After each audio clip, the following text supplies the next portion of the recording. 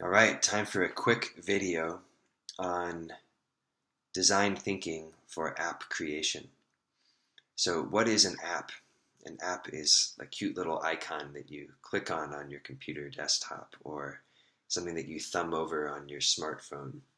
Um, it's short for application, which means that it's a tool and you use it to get something done. What it's come to mean more and more is it's something that is a self-contained experience.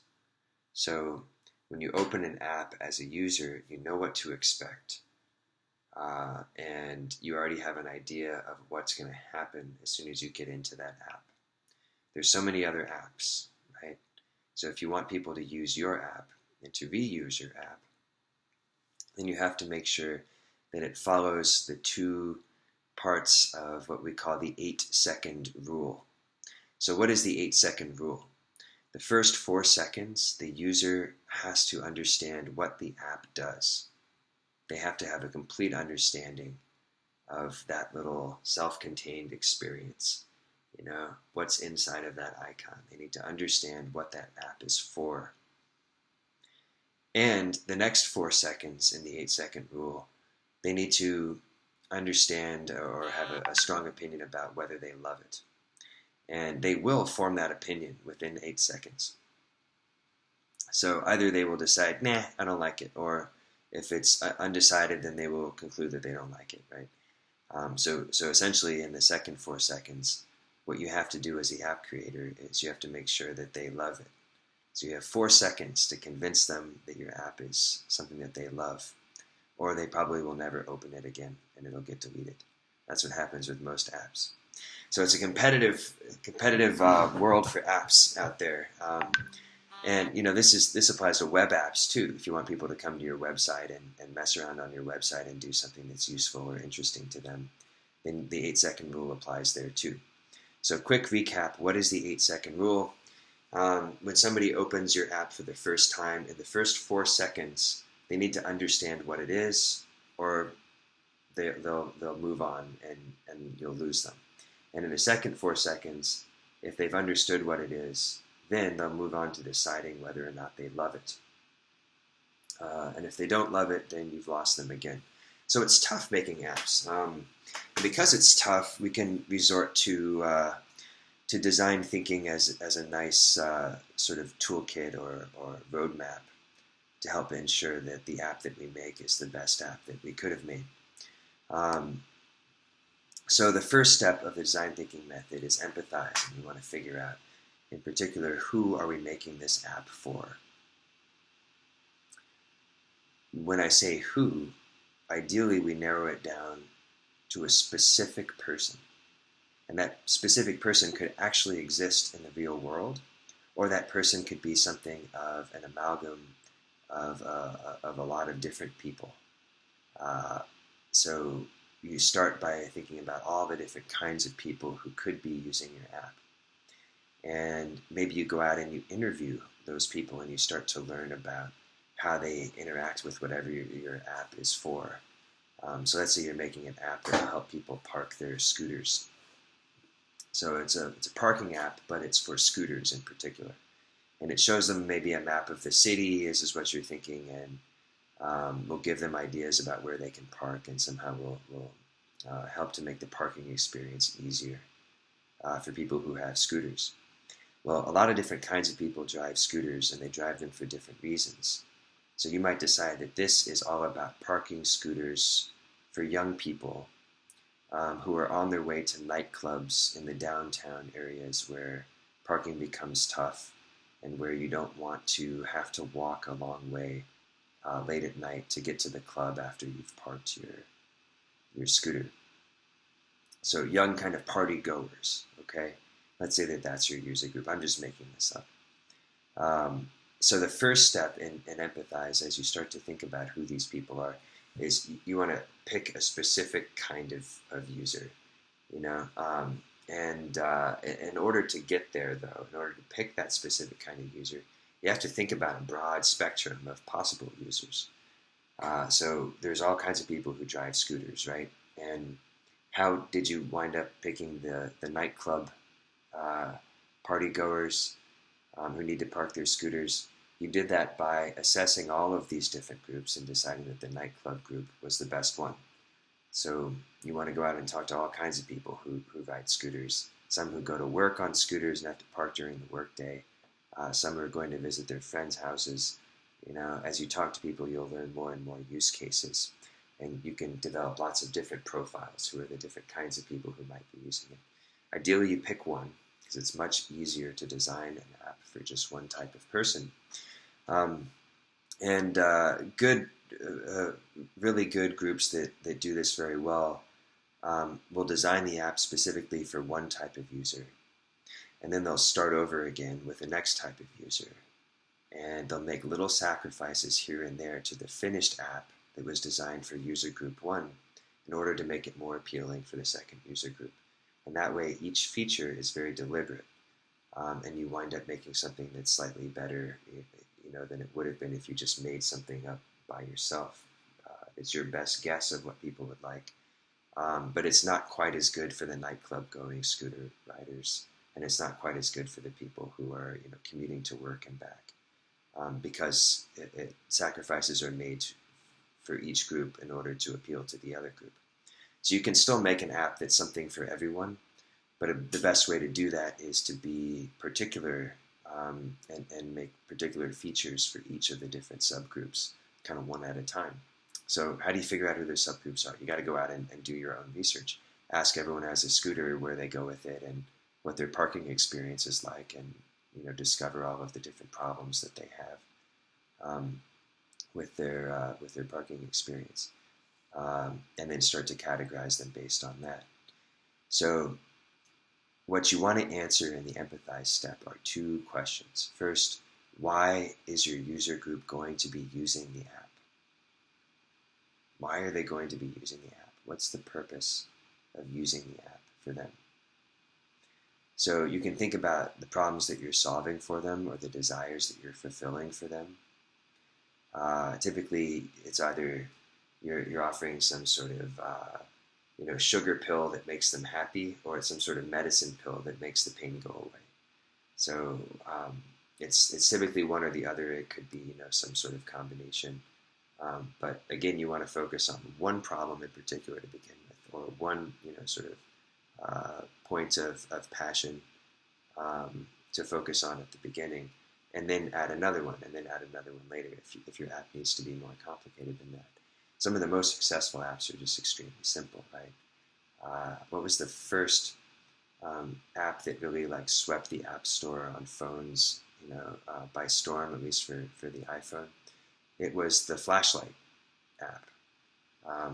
So there was this little flash feature, and it was for taking pictures. And somebody had some keys and was trying to get into their apartment late at night, and it was dark, and they couldn't see whether the key was going in the right way or which key they had, and they just needed a flashlight to shine on their keyhole to get their key to fit inside their apartment. And they came up with this idea, and then it was a huge hit, and it was the first app that really swept the App Store. Just the simplest thing, right? So sometimes you just solve one little problem, and that's it, and that's your entire app, and there's no shame in that, if that's how it is. But don't try to solve multiple problems at once. Solve one problem at a time, okay? So what problem are you solving? And that's a function of who you're solving problems for. And the problem that you want to work on first is the biggest problem. So you want to solve that problem first. And then the second thing that you need to think about, and this is more particular to app creation, it doesn't always apply in design thinking, is with that user group in mind and with that problem in mind, given what you know about that user group, how are they going to need to interact with your app? How do they need to interact with the app? Maybe you're making an app for people who are in their late 60s to all the way to end of life. So much older age group. Some of the concepts that we take for granted, when I say we, people in maybe my generation or the generation of people who are viewing this video or something, some of those features that we take for granted might not be intuitive. to our user group here. So the concept of, you click the little arrow that's aimed to the side, and it's a play button, and we expect something to play. Or we click an arrow that looks somewhat similar to that, and it's a drop-down menu, and it turns sideways so that we can see all the different options. The little three bars inside of a rounded edged square as like, here's how you get to your menu to see more options. That might not mean anything to them, right? So when you start thinking about features and how you're solving the problem and what the user interface is like, you need to design it with those people in mind. Okay, and that brings us to the prototyping step here. So how do you actually prototype your app? Don't do any coding yet. Okay, don't get on a computer and start like making an app. I think that for a lot of people who are attracted to making apps, that's the part that is attractive. You don't want to go out and talk to people. It doesn't feel comfortable for you, but it's actually what you should do. And similarly, you don't want to start using pens and paper, to design your app, because it's going to be something on a device, and so you want to go right to the technology. Don't do that. I encourage you not to do that. Instead, I encourage you to draw pictures of your app and then prototype it with your actual user group and be like, hey man, pretend that this sheet of paper here is a phone. How would you interact with it? What would you do first? Would you would you swipe here? Where would you click first to enter your name? How would you interact with this? And watch what they do, and then maybe you learn something. Okay, your goal, remember, is the 8-second rule. Your goal is the 8-second rule. So with your user in mind, right, and with that specific problem in mind as the beginning, you need for them to be able to tell that your app is going to address their problem in the first 4 seconds. And in the second 4 seconds, they need to know that your app actually does solve the problem. Not just to an extent that is okay, but is to an extent that they absolutely love. Okay? So biggest problem is solved. Biggest problem, they're aware is going to be solved and is solved perfectly. They understand that that's going to happen all within the first 8 seconds. Okay? So that's kind of your goal as you prototype. So if you put something down and they're having trouble logging in, and more than 4 seconds go by and it's not intuitive how they're supposed to do it, you're already in trouble. Okay? And then you can go back to the drawing board, literally the drawing board, and draw another app and show them a piece of paper that has your little outlines of buttons and stuff on it. And it's okay if it's sloppy. It doesn't have to be beautiful. You're not trying to impress them. You're trying to run it like a science experiment so that you can learn what you should do with your app. Making things pretty is the last step. It's the last step. Functionality first, okay? Whatever you design as a prototype and hand to them to show them is something that you need to know that you can build. Luckily, that threshold is, the threshold that's sort of above which becomes, too hard to build. That threshold is like increasing, even with like low level of knowledge of software engineering and all of the technical skills that goes into making a backend for the average app. It's becoming easier to do that as long as your app is somewhat standard in its features. So I think you'll find that for the most part, what you can prototype is something that you can build. However, if you prototype something and then you can't build it, well, then you're kind of in trouble, right? You've discovered that there's a great way to solve your problem as the app creator and to build the app. There's a great way to do that, except that you can't do it. So, keep that in mind as you're prototyping. Like, stop and ask yourself, is this something I can actually build? If your idea is, there's a hologram that pops up out of your phone, like maybe that's beyond the capacity of engineers today to put on phones that exist today, right? So you're prototyping your app, you're keeping the 8-second rule in mind. People like what you come up with, and you've got it all squared away. Then get on a computer with your app prototype and actually start turning it into something that's functional. You want to put together all of the pieces so that all the bare bones, structure is there, and then you can start filling in the design parts that make it pretty. And when I say make it pretty, I'm using that word pretty kind of loosely here. It doesn't have to be pretty. What it has to do is look the way that your user group will expect it to look and will want it to look and will appreciate it for looking in that way. So there you go. There's design thinking for app creation in just a bit over 15 minutes.